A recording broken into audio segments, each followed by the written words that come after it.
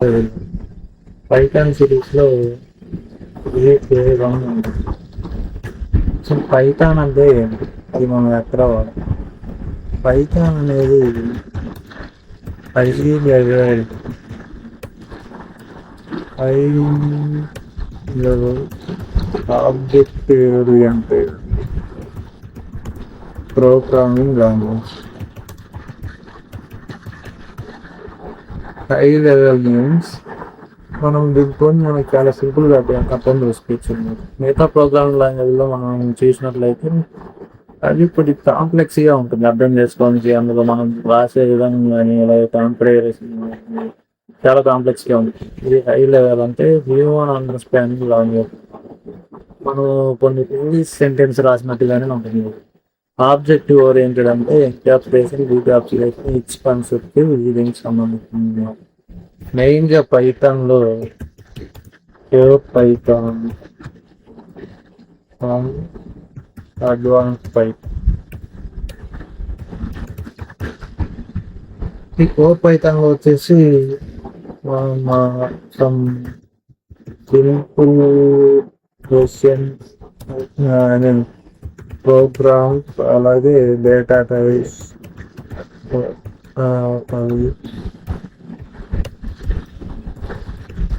అలాగే దాంతో పాటుగా టైప్ క్యాస్టింగ్ దాని చిన్న చిన్న విషయాలు చూస్తూ ఉన్నాం.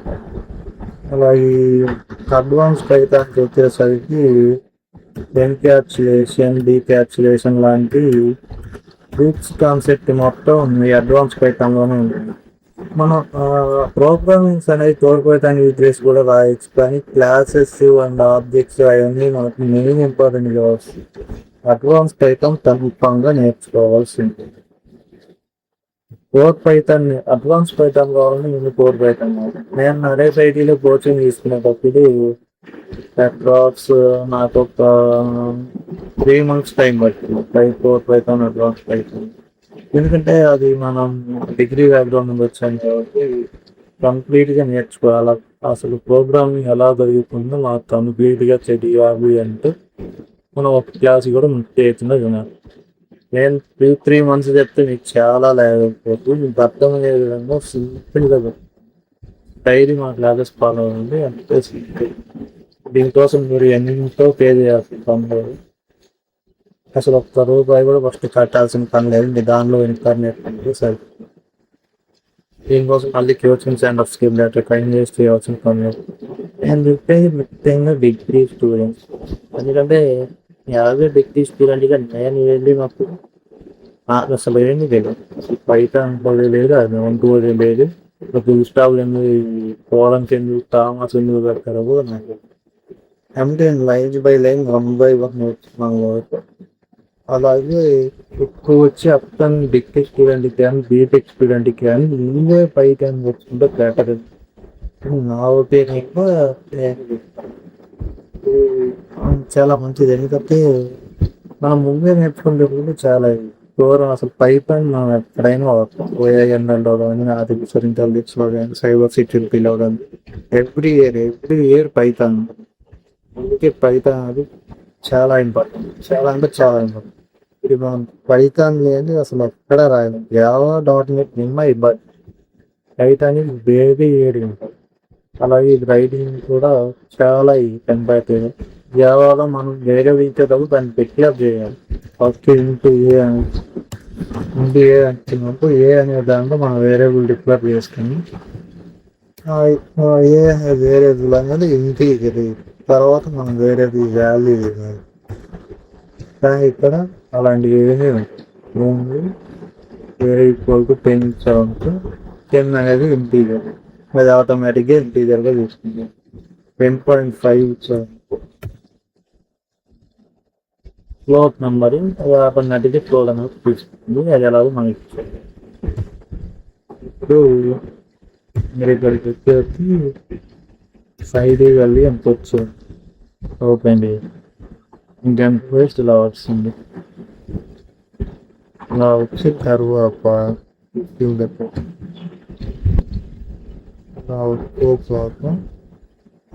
ఇంకా మీరు టైప్ చేయండి. +10 పెన్ అనేది పీ టైప్. అసలు ఏ అనేది ఎలాంటి టైప్ తెలుసుకోవాలి. టైప్ ఆఫ్ ఏ అనేది ఏంటి అందులోనే తెలుసుకోవాలి. టైప్ అనే ఒక ఫంక్షన్ యూజ్ చేసి మనం ఏ యొక్క అది ఎలాంటి టైప్ తెలుసుకున్నాం. అలాగే ఇక్కడ a equal to 10.5 type of float మళ్ళీ టైప్ అనే దాని బేసి వేరే వాల్యూ తెలుస్తుంది. ఇక్కడ 10.5 ఇచ్చాం, ఇక్కడ 10 ఇచ్చాం, రెండు వాల్యూస్ లేవు. కానీ మనం ఇక్కడ ఫ్లోట్ ఎందుకు వచ్చింది, ఇక్కడ ఇంటీజర్ అండి. ఎందుకంటే పైథాన్ అనేది పేజ్ టెంపరీ తర్వాత ఏ వాల్యూ అయితే డిక్లేర్ చేస్తారో అదే తీసుకుంటాం. అదే ఫీడ్ అయింది. ఇక్కడ 10 అని ఫీడ్ అయింది ఏదో, ఇక్కడ చూస్తే మనం 10.5 ఇచ్చాం. ఇప్పుడు ఏదో 10.5 ఫీడ్ అయిందండి. ఏ 10 అనేది ఫీడ్ అయ్యి ఉండవు, అది రిమూవ్ అయిపోతుంది. కాబట్టి ఇప్పుడు మనం ఫ్లోట్ అనే వాళ్ళు వచ్చింది. తర్వాత మనం కంప్లీట్గా ఈ సిరీస్లో ఏం చూసుకోవాలి, కోర్ పైథాన్ అడ్వాన్స్డ్ పైథాన్లో ఏమేమి ఉంటాయి అసలు వాటిని అలా చేయాలి. నేను చెప్పేది ఖచ్చితంగా డిగ్రీ స్టూడెంట్స్కి అర్థం అవుతుంది. ఎందుకంటే నేను డిగ్రీ వెళ్తాను కాబట్టి నేను ఖచ్చితంగా డిగ్రీ స్టూడెంట్ అలా నేర్చుకోగల చెప్తాను. ఎందుకంటే మనకు చాలా కాలేజెస్లో అది ఓన్లీ థియరీ రూపంలో ఉంటుంది. నాకు ఎక్కడ ప్రాక్టికల్ నాలెడ్జ్గా అలాగే మనం ప్రోగ్రామ్స్ రాబోయే విధంగా ఉండదు అని నా ఒపీనియన్. మా సైడ్ అయితే మ్యాథ్స్ అలాగే ఉంటుంది, అలాగే ఉంటుంది. అలాగే దీనికోసం మనం ఒక 5-6 వేలు పెట్టి మనం నేర్చుకోవాల్సిన పని లేదు. అంత కష్టమైన థింగ్ అయితే అసలు కాదు. అది మనం మైండ్లో దిగిపోయారు. పైథాన్ అనేది అసలు కష్టమైన థింగే కాదు, అది చాలా ఈజీ. ఇంగ్లీష్ సెంటెన్స్ ఎలా అయితే రాస్తాం అలా రావచ్చు. నేను తీసుకుంటే నా దగ్గర నోట్స్ అనేవి ఉంది. నోట్స్ కూడా మీకు షేర్ చేస్తాం. ఇది నేను రాస్తాను వచ్చి కొద్దిగా పూర్తిగా ఉంటుంది కానీ పర్లేదు. ఇందులో ఏమన్నా కూడా మీకు కావాలంటే మెన్షన్ చేయవచ్చు. ప్రతి కామెంట్కి రిప్లైలో ఇస్తాం. ఇక్కడ ఏముంటుంది, ఎందుకు స్టేట్మెంట్స్ అలా వేసి ట్యాక్సెస్ ఎలా రాయాలి, స్టేపింగ్ ఎలా రాయాలి, ముందు ఎలా స్టార్ట్ చేయాలి, స్వాపింగ్ అంటే ఏంటి, అలాగే టైప్ క్యాప్షన్ అంటే ఎందుకు, అసలు ప్రోగ్రామ్ ఎలా క్యాలిక్యులేట్, అసలు స్టార్టింగ్ ప్రోగ్రామ్స్ ఎలా రాస్తాయి, ఎలా ఎంత సింపుల్ మనం స్టార్ట్ చేస్తే అంత మంచి బెటర్ లెవెల్కి వస్తుంది.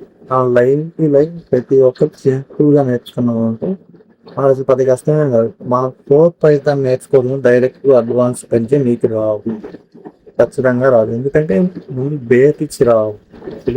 మనం ఎక్కడ పోవడం పెట్టాలి, ఎక్కడ కామా పెట్టాలి, ఎక్కడ ఇలా రాసియాలి, ఇది ఫ్లోర్ వాల్యూస్ ఇవ్వాలి మనకు ఖచ్చితంగా తెలిసింది. తప్పే మనం ఏం చేయలేం. ఇంకా మెయిన్ థింగ్ ఏంటంటే మనం ముందుగా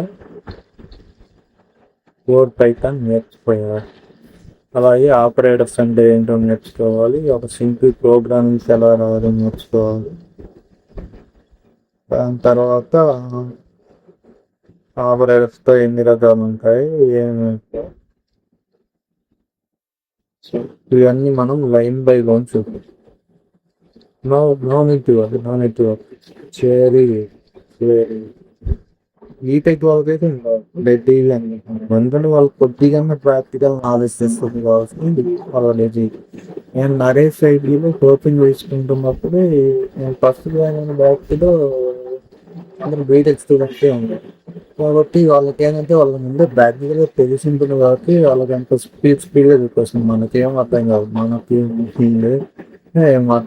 రియాక్షన్ నిండు కొద్ది పెళ్లి తీరి పని నేర్చుకొని వచ్చిన వాళ్ళం మనకు అస్సలు రాదు.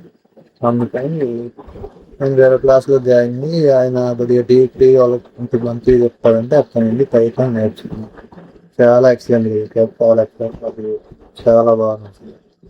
అలాగే సింపుల్గా లైన్ బై లైన్ చెప్పారు. అలాగే మీకు సేమ్ ఆయన చెప్పిన విధంగానే చెప్తాను. ఆయన ఇచ్చిన నోట్స్ కూడా మీకు ఇస్తాను కావాలంటే. మీకు సింపుల్గా నేర్చుకోండి. ప్రెస్పెక్ట్స్కి ఎలాంటి క్వశ్చన్స్ అడుగుతారు, ఏమైనా అడుగుతారో చెప్తాను. మనం ఇంకా సిరీస్ని స్టార్ట్ చేద్దాం.